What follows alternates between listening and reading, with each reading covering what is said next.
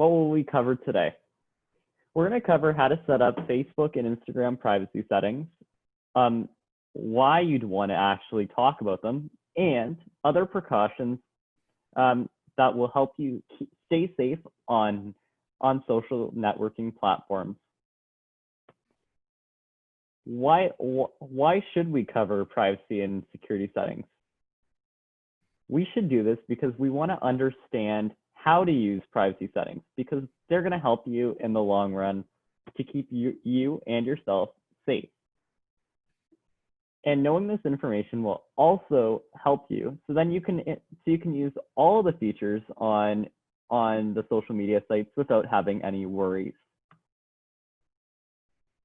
And by going through these settings, you'll also be able to understand the risks that actually are in place, and so you feel safer using your programs. What are we protecting? We're going to protect you.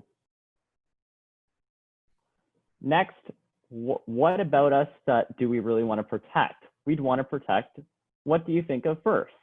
You think of your safety, and then your privacy, which are both linked together. And those work hand in hand to protect you with your information. Next, you'd protect your life, and by how you protect your life with these programs is because whenever you post something, you might find that anyone could see it. So you might want to change it to other options. And finally, you would want to protect information so your friends are also secure on the platform as well. Now, let's get ready for our live demonstration. Just give me a second to switch. Okay, so first, for privacy settings on Instagram, you're going to click the person on the top right of the screen. It's usually easier to do on a mobile device than on a computer, but you can do some of the things on your computer as well. So you'll tap on your face, and then we'll click Settings. From there, we'll click Privacy and Security. In this section, you'll be able to see on the left-hand side that you can edit your profile, change your password. You can search your web apps and websites, your email, push notifications, your friends on the program, also known as contacts, and your privacy and login activity. Okay, from here, you can see, so if you just want to have an account to message your friends, I recommend you turn private account on for Instagram. This is so that if anyone wants to message you, you're going to have to click, they're going to have to actually message you to talk to you. As well, you can see that you can allow people to show when you were active on the program the last time, but you can turn that on and off. The next one I find is if you want to protect what others can share about you, and allow sharing is useful if you want to share. You can turn that off so then people can't share your story. So you have a Instagram story that you can go through, and you can turn that on or off. As well, you can adjust from here, you can adjust how photos appear on the program, and you can turn on two-factor authentication. I highly recommend two-factor authentication because this way means that if you want to log in, you'll have, or someone tries to log into your account, they'll need your phone number as well to log in, and it will send you a text message. As well, from here, you can click the request download button. This is useful if you want to go over and you want to download, find what Facebook has about you. That's where you'd go and click request download for all of your Instagram data. And it could also include your Facebook data if your Facebook and Instagram are linked as well. Other than that, you can click view account data, and you can see here, it'll show your date of birth, your phone numbers and emails you've used with it, accounts that you've followed, and lots of other information. And you just click view all on that to change it in and out as well. Other than that, if you go back to the, you can click login activity, and this will show you where you've been logged into with your Instagram account all the way from the beginning for the past year. And you can also verify to say if it was you or if it was not. Besides that, privacy on Instagram is more in the privacy and security section, and this can be done on your computer or on your cell phone as well. So if you scroll down to view account data, from here, you can see your ad interests. I'm not going to show that, but from here you can turn the ads, what ads if you set up, and you can add, and you can click view more, and from there you can pick your option. It just tracks whatever it randomly applies ad filters to yours. Like for me, I had it so then it randomly selected them. But if you do choose to just let it pick whatever ads you want, whatever ads you look at normally, then it will show normal ones, I guess, what you prefer to look at. And you can always change those in and out if you'd like. Other than that, ad tracking would also be done within the privacy section, and then you can always, if you want to get data removed or if you want to see what they have, just click request download or contact support as well right from here. So if you want to get to privacy settings on Facebook, as we kind of briefly went through the last time we did the Facebook presentation, was you'll click that arrow point, the drop down arrow, and then you'll move your mouse to settings, followed by privacy. From here, you can adjust who can see your posts. You can see everything that you're tagged in. You can also limit specific information that people would see, and who can look you up by the email and phone number as well. And this is one thing that I recommend to turn off is, do you want search engines outside of Facebook to link to your profile? I highly recommend against it because otherwise Google and Facebook will share your data. So make sure that one's off. And then basically when someone searches your name, that your account will come up in that search too. So. Other than that, you can, let's see, you can also review the post, limit who can see the previous post, and also if you want to go to your Facebook information, from here you can do the same as Instagram. You can download a copy of your photos and videos that are stored here. You can download a copy of what they have. You can see what you've looked at, an off Facebook activity.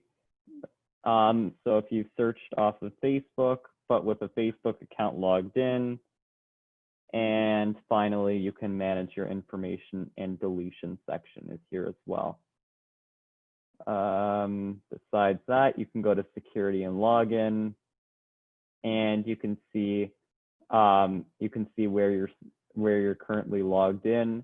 You can choose your friends to contact if you get locked out of your account, and you can change your password and login info. Besides that, Facebook has a little bit more privacy, so you can turn on two-factor authentication, and that will send you, so whenever you log in, you'll get a text message or an app notification to tell you that you're trying to log in. You'll require your phone number after you enter your password. Otherwise, you can get alerted if someone signs in from a weird place. Like today, I had one of my old Amazon accounts. It got someone actually hacked it. It was an old Amazon account for a testing before.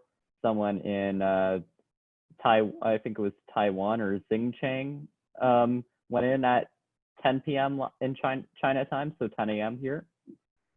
And yeah, but okay, so we're gonna go over cookies. So if you move your mouse all the way to the lock at the top, you can click here, and then from here, you can click cookies. And Connor, what exactly are cookies?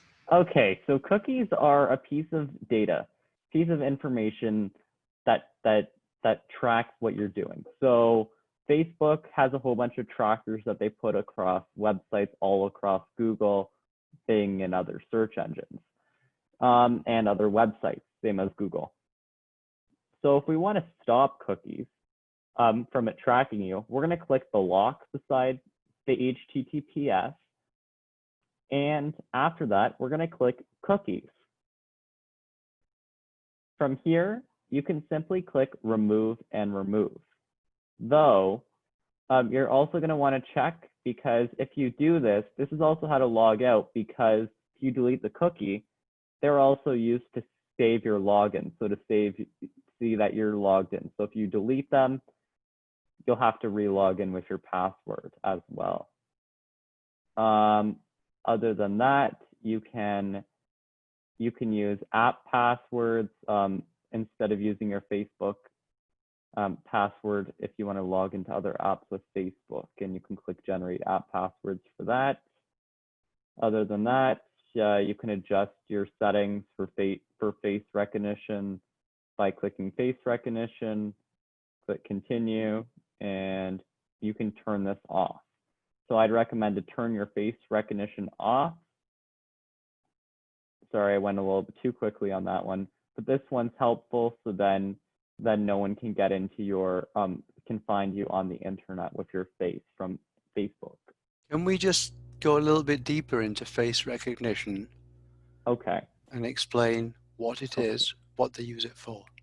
Okay, so face recognition, as Ian was asking, was face recognition is it's like a cookie, but instead it remembers what your face looks like.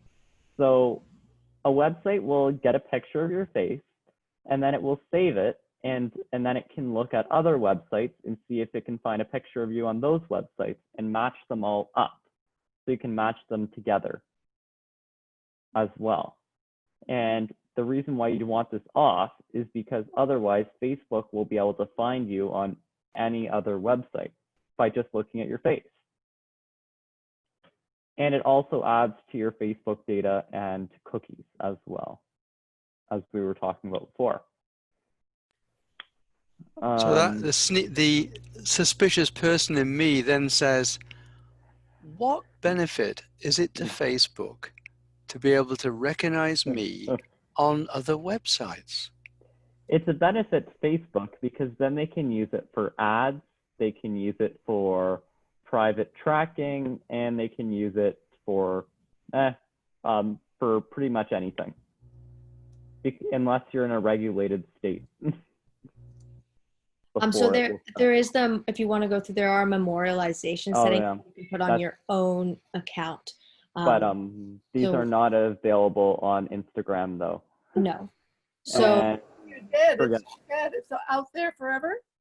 So if you set up these, there's a memorialization setting. If you set that up, it can be taken down though. It can be difficult if you don't set these settings up. If you go to these, no, I think it's in general or something. If you go, this is a memorialization setting. Yes. So this is what it is, and what it will do is you can decide on a person to be like in charge of your account, basically, in the event of your passing. Yeah. So when that happens, they will be able to access it and do what they will with it, shut it down if that is what you would like. Yeah, so we'll just click on memorialization settings. And from here, you can add a friend or family member, their Facebook account, and then once they can say that, and then you can request that it's deleted after you pass away. as well if you don't want it to be viewable. But for that person to be able to shut down your account, they will have to have your the death certificate. So if you go down to the ads section, there should be an Instagram equivalent, but I couldn't find it on the desktop. And from here, you can change what types of ads you get. So this is ads based on data from partners. That's tailored ads. And both of these are tailored ads, so you might want to turn those off as well.